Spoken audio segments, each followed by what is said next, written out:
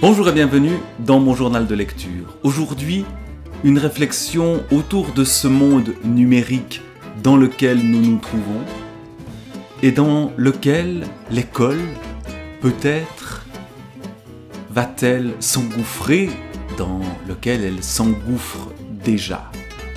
Ce livre, celui qui parle de cette question-là, c'est Le désastre de l'école numérique de Philippe Biwix et Catherine Mauvilly. Plaidoyer pour une école sans écran. En effet, le numérique s'installe à l'école, souvent, en tout cas c'est l'expérience que j'en ai, de manière assez anarchique, c'est-à-dire d'une manière assez improvisée, mais il y a une volonté en tout cas d'une école numérique qui est présentée comme étant un progrès. Or, ce livre nous dit exactement le contraire.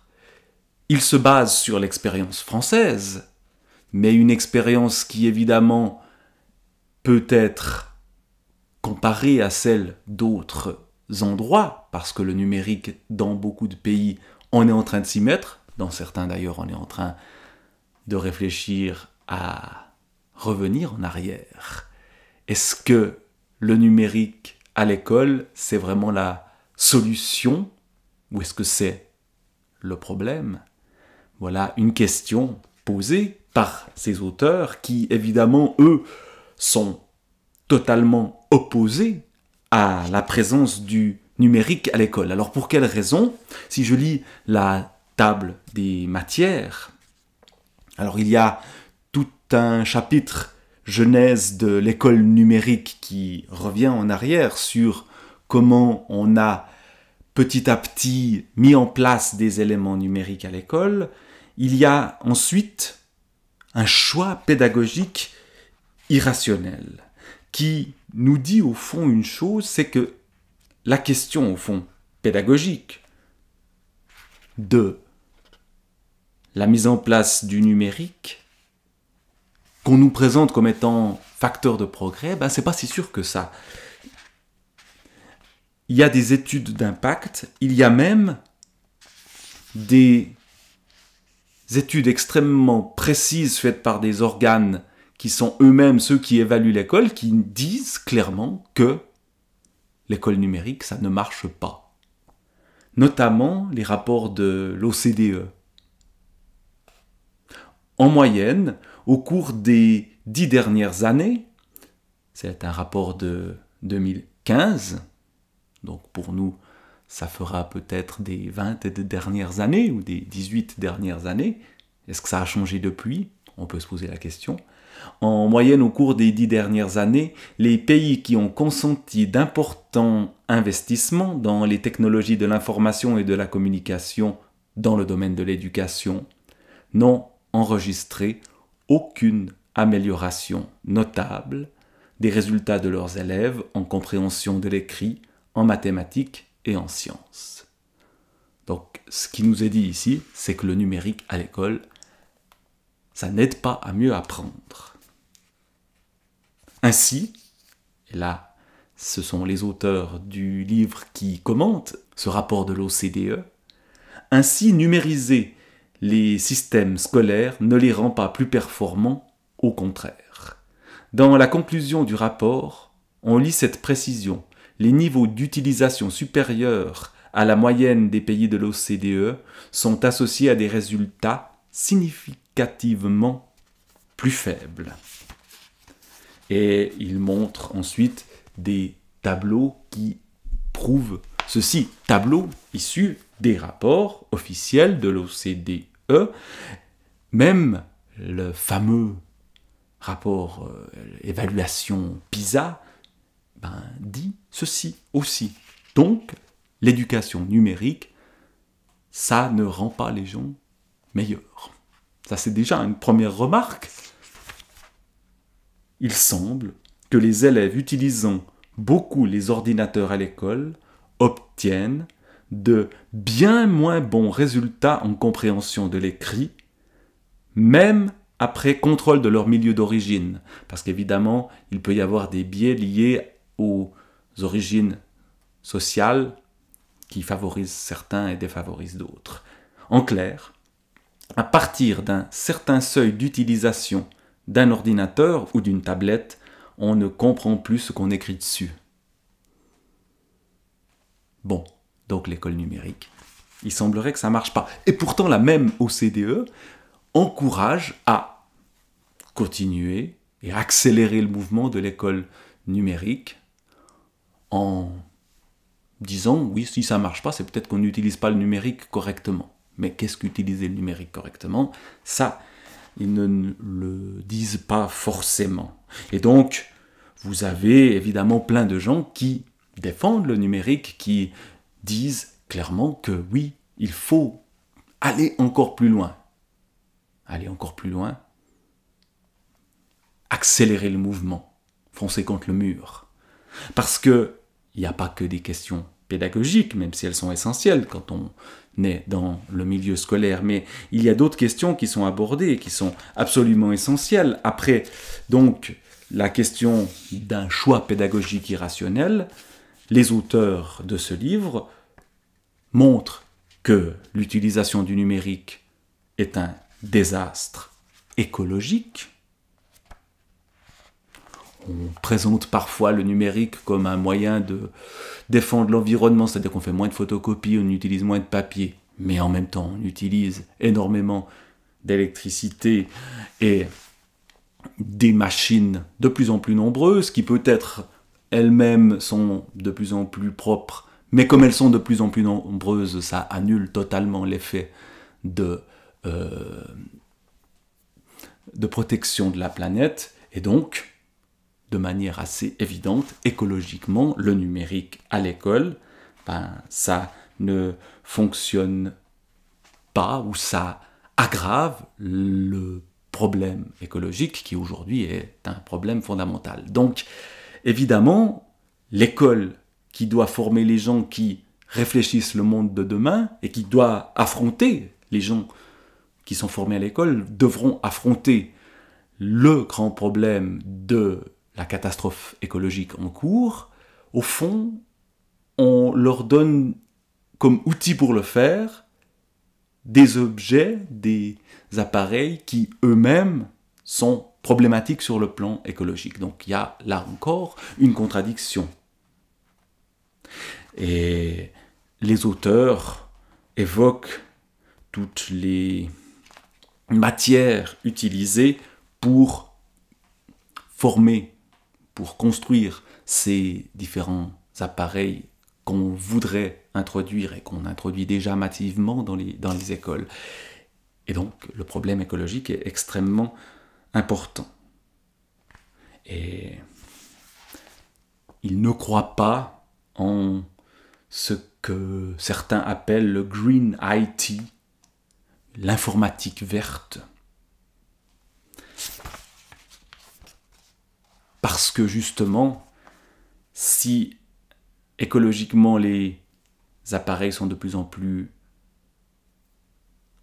ou de moins en moins, disons, néfastes, la multiplication de ces appareils annule complètement l'effet positif. Et mettre des ordinateurs dans toutes les salles de classe partout, et mettre le numérique partout, évidemment, ça crée un nombre énorme d'appareils qui sont polluants. Et puis, il n'y a pas que la question écologique, il y a les inquiétudes sanitaires. Est-ce que véritablement, le fait d'être constamment derrière un écran est bon pour la santé? Poser la question, c'est presque déjà y répondre. La réponse est évidemment non. Il est nécessaire pour la santé des jeunes qu'ils échappent parfois aux écrans. Et certaines études montrent que, en fait, ces écrans, il faudrait les éviter jusqu'à un certain âge. Certains parlent d'éviter tout écran jusqu'à l'âge de 15 ans. Ou alors, pour les petits, c'est 1 heure d'écran maximum par jour. Or, cette heure d'écran est déjà utilisée par le moment où les enfants, la plupart, regardent la télévision. Et donc, l'école, ce serait rajouter des écrans qui peuvent être dangereux pour les enfants qui les regardent. Et donc, là aussi, on a un problème que l'école, au fond, ne règle pas, au contraire, un problème sanitaire qu'elle semble amplifier par sa propre politique, ce qui est quand même assez paradoxal. Et ce livre-là, eh bien, il va en effet dénoncer ces paradoxes, pointer ce qui ne fonctionne pas dans cette manière de concevoir l'école.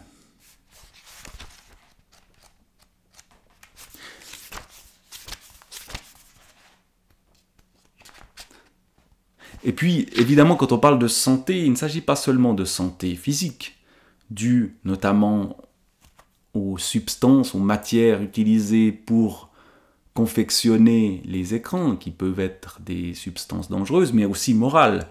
L'une des priorités du rapport Fourgousse, il s'agit d'un rapport totalement en faveur des technologies numériques à l'école, sur la numérisation de l'école, est de développer la créativité, la confiance en soi et l'autonomie par les outils numériques. C'est entre guillemets, contre-vérité terrible à lire, tant les outils connectés, étude après étude, démontrent leur impact négatif sur le degré de confiance en soi des jeunes. Le Public Health England, département en charge de la santé publique au Royaume-Uni, a interrogé 42 000 enfants de 8 à 15 ans sur leur niveau de bien-être, croisant leurs réponses avec leur temps d'écran. Il est apparu que lorsque le temps de télévision augmente, les enfants témoignent de moins d'estime de soi et de moins de joie. Lorsque le temps global d'écran augmente, télévision, ordinateur, jeux vidéo, les cas d'anxiété, de stress et de dépression augmentent. Donc, plus d'écran, c'est plus de stress, c'est plus d'angoisse, c'est se sentir moins bien.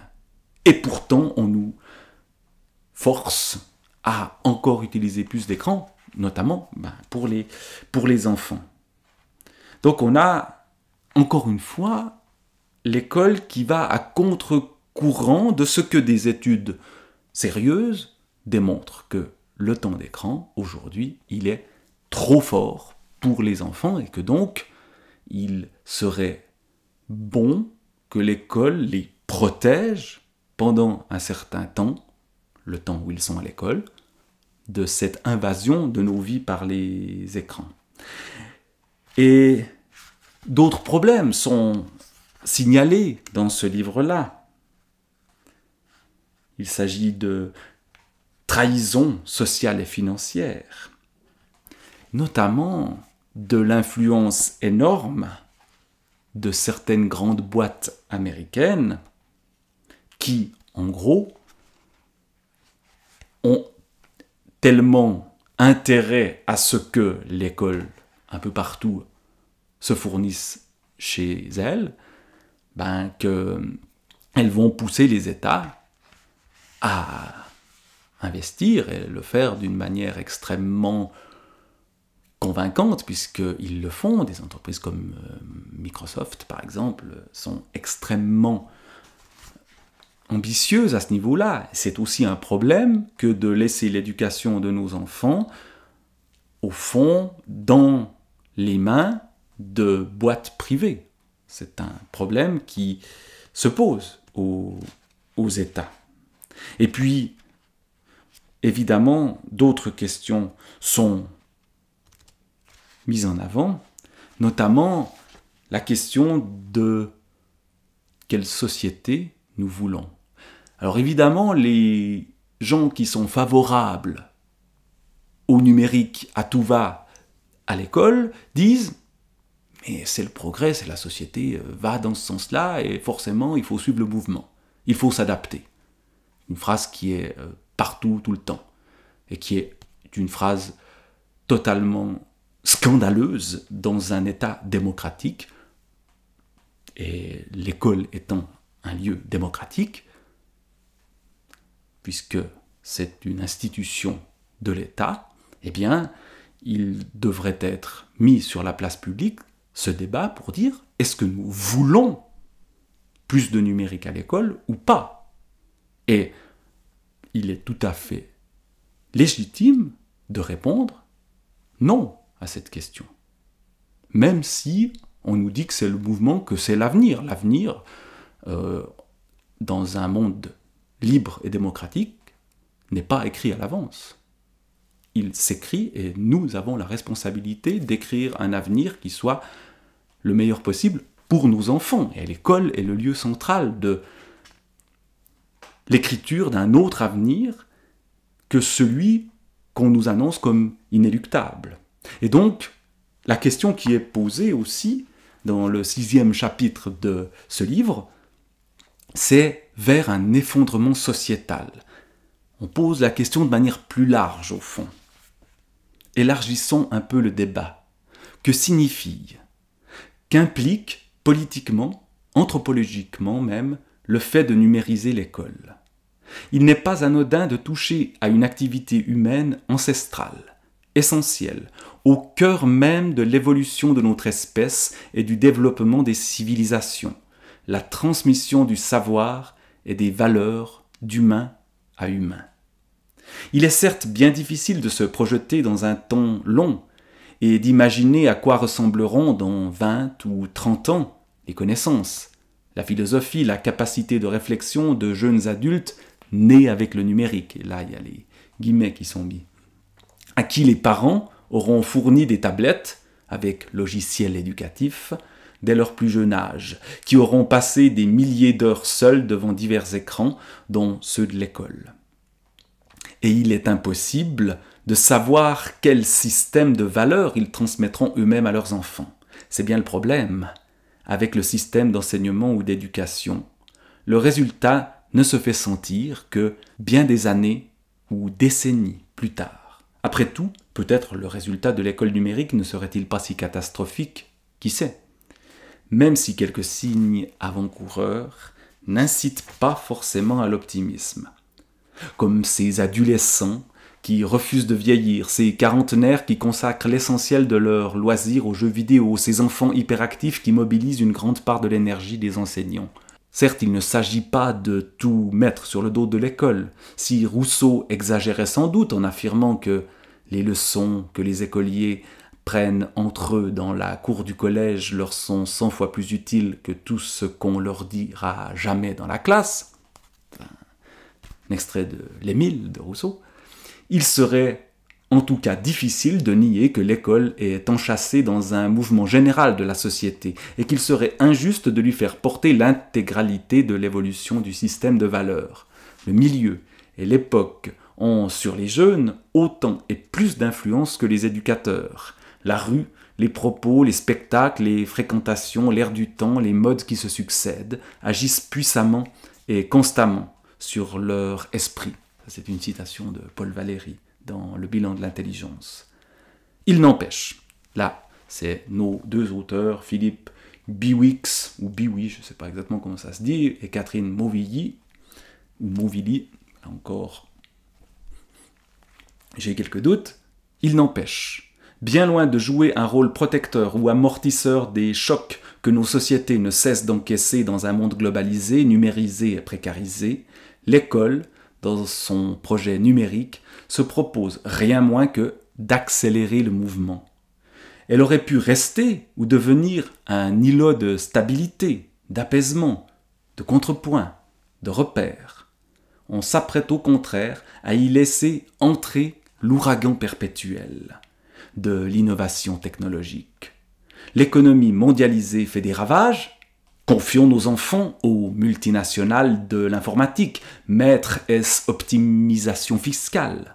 La société a tendance à s'atomiser et les relations personnelles à devenir plus superficielles. Démantelons la relation enseignant-élève avec les cours massifs en ligne. Le système de valeurs vacille.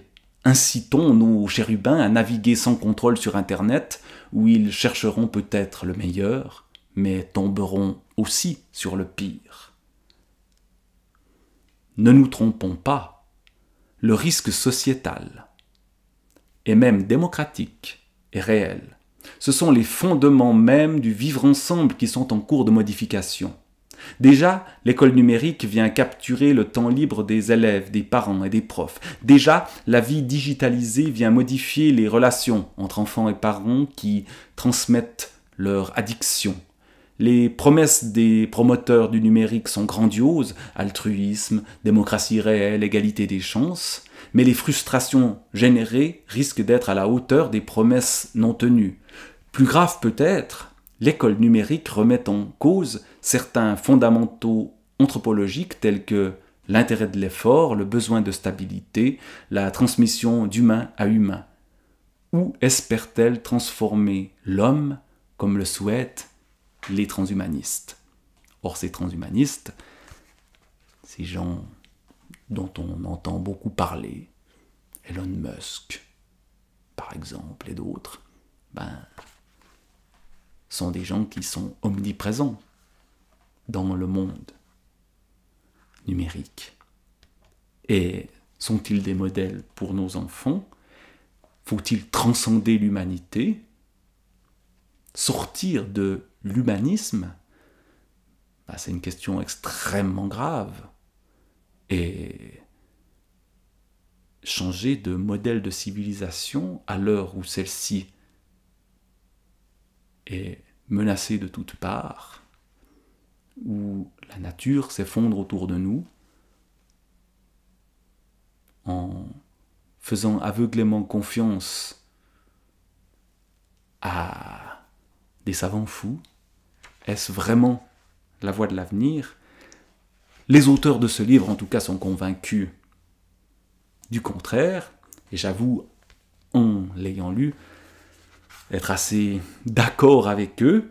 Ensuite, ils vont proposer des solutions. Quelle école pour demain? Quelle école sans écran? Alors, ils ont, au fond, des solutions qui, peut-être d'ailleurs, paraissent un peu, j'allais dire réac. Il y a un peu de ça. Peut-être que le problème, sortir de l'école numérique, ok, peut-être le faut-il, pour faire quoi? Là, je suis beaucoup moins convaincu par la partie proposition. Et au fond, la question, elle se pose peut-être, et il la pose aussi en ces termes-là, c'est qu'aujourd'hui, on a un problème fondamental, c'est qu'on met en avant l'éducation par le numérique. Le numérique comme outil pour s'éduquer. Or, on ne met pas du tout assez en avant l'éducation au numérique, c'est-à-dire comment se débrouiller avec le numérique, comment aussi être capable de déterminer quand le numérique est nécessaire et quand il ne l'est pas. Parce qu'il y a des situations où il peut être extrêmement utile et d'autres où on peut s'en passer et où il est même bénéfique de s'en passer. Et donc, l'éducation doit-elle être numérique? Pas forcément. Ou en tout cas, pas totalement. Ou en tout cas, elle doit l'être de manière intelligente. Et le sentiment qu'on a souvent face à l'école numérique, c'est que ça se fait parce qu'il y a une sorte de volonté, souvent volonté politique, de mettre du numérique parce que le numérique, c'est l'innovation. Mais encore faut-il le faire d'une manière qui soit la moins nocive possible pour les enfants. Et ça, c'est pas toujours réfléchi. Et d'ailleurs, vers la fin du livre, il y a une réflexion qui est intéressante, qui est découplée numérique et innovation. Le mot d'innovation, qui est omniprésent aujourd'hui, est très souvent lié au numérique. En gros, il n'y aurait d'innovation que par le numérique. Or, ce que dit ce livre, c'est que l'innovation, c'est très bien. Et pédagogiquement, didactiquement, il faut innover sans cesse. Et en tant qu'enseignant, oui, on est forcé pour que nos savoirs passent et que nous puissions les transmettre aux élèves, on est forcé d'innover. Mais innover ne veut pas forcément dire amplifier le mouvement du numérique. Des écrans et des images qui bougent pour capter l'attention, des TBI, tableau de bord, non je ne sais plus l'abréviation, le numérique est bourré d'abréviations qui bien souvent échappent à leurs propres utilisateurs, bref des TBI, des tablettes, des portables, pour que les jeunes se concentrent. Peut-on y croire une seule seconde ? Face à une jeunesse épuisée par les LED et la connexion permanente aux autres, écoles, parents et syndicats proposent d'administrer une dose plus forte de poison. Le numérique est un des grands pharmacons contemporains, à la fois remède et poison. Ainsi, dans le but d'apprendre aux jeunes à affronter les dangers d'Internet, on leur fournit Internet. C'est avec ce même type d'argument que les Américains meurent plus souvent que les autres par arme à feu, pour éviter d'être flingués par des tueurs fous avec des flingues dans les écoles américaines. On donne des armes à tout le monde qui augmente le nombre de tireurs fous. Pour éviter d'être arnaqué sur Internet, on fournit Internet à tout le monde et les arnaques sur Internet augmentent. Or, évidemment, il doit y avoir cette éducation numérique, mais encore faut-il la faire au bon moment. Et pour les auteurs de ce livre, il faut le faire à un âge pas non plus trop tôt. Il y a un âge, l'enfance, jusqu'à quel âge là les spécialistes ne sont pas forcément d'accord, mais jusqu'à un certain âge, les écrans sont par principe mauvais pour les enfants. Ça, c'est totalement démontré. Et donc, l'éducation par le numérique doit être évitée.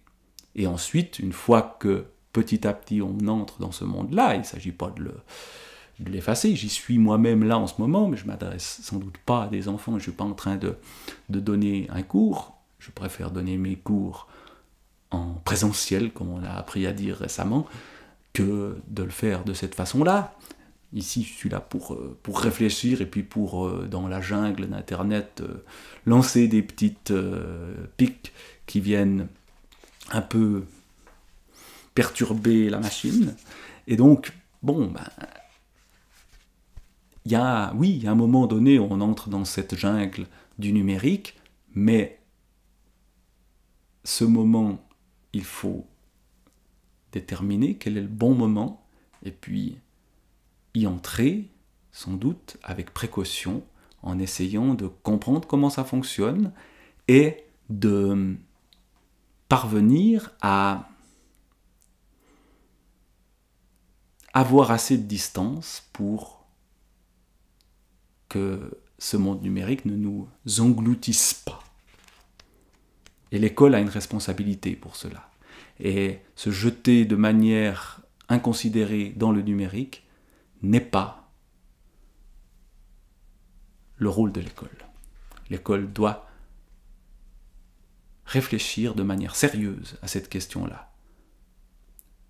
Au-delà de la propagande des boîtes privées américaines qui ont tout intérêt à ce que l'école s'engouffre dans le numérique, mais pas parce que ces boîtes veulent le bien de nos enfants, mais parce qu'elles veulent s'enrichir. Alors, réflexion qui peut-être va à contre-courant de ce qu'on nous dit régulièrement, mais qui me paraît tout à fait bénéfique, que ce livre, Le désastre de l'école numérique, plaidoyer pour une école sans écran.